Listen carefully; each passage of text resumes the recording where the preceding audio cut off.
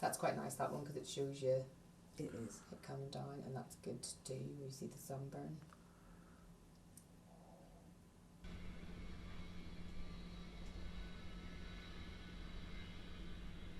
And so this one's good because it's 1,000 times more damaging than UVA.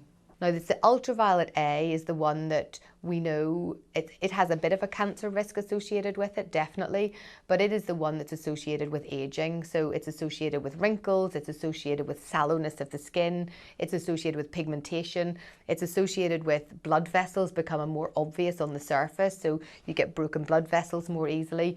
And it is the one that would be associated with a term that we called photoaging, in other words, accelerated aging of the skin.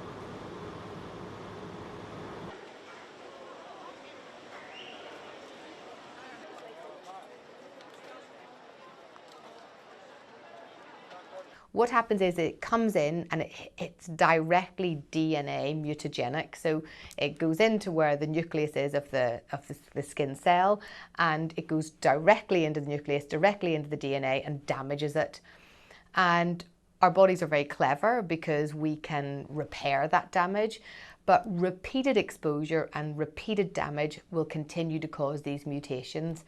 And when there's enough mutation within a cell, then that becomes a skin cancer.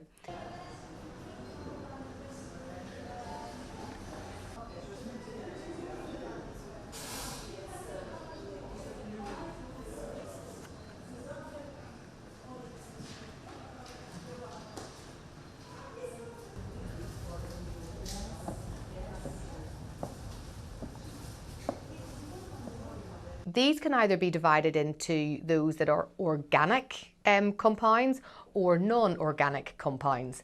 And they can be things like zinc oxide or titanium oxide, or they can be things like avobenzone.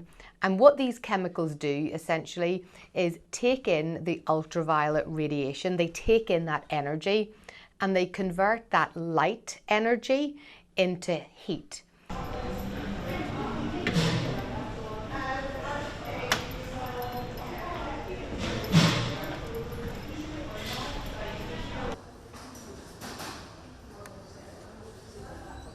Even if you were to hold a thermal energy camera to the face, you're not going to see the difference in the heat. It's a tiny amount of heat.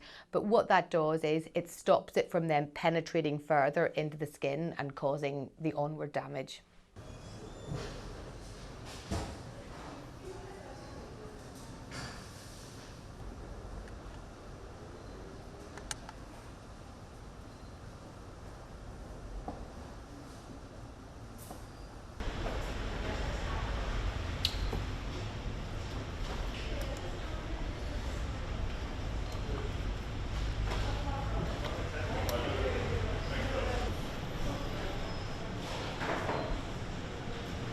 Different countries have different rules as to which chemicals they will allow, and they all work on certain aspects of that electromagnetic spectrum. So something like avobenzene, for example, will work on the UVA side of the spectrum, and it treats quite a lot of it, but it's broken down quite quickly, so you tend to have other chemicals in with it as well to support it.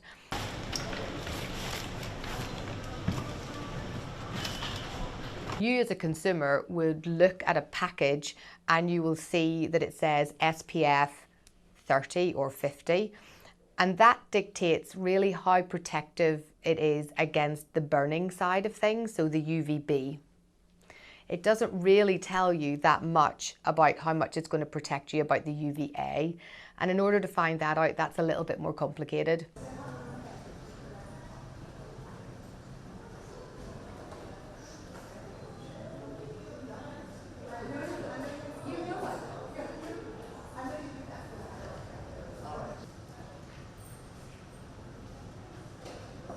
It's not about 30 is in the sunshine for 30 minutes or 50 is in the sunshine for 50 minutes, or it means you can be in the sun 30 times longer or 50 times longer. That is not true.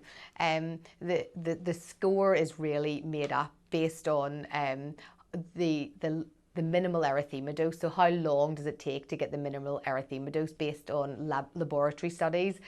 And you know, that doesn't happen in real life. It's impossible to say that, but the idea of a duration being on it, that's a complete myth.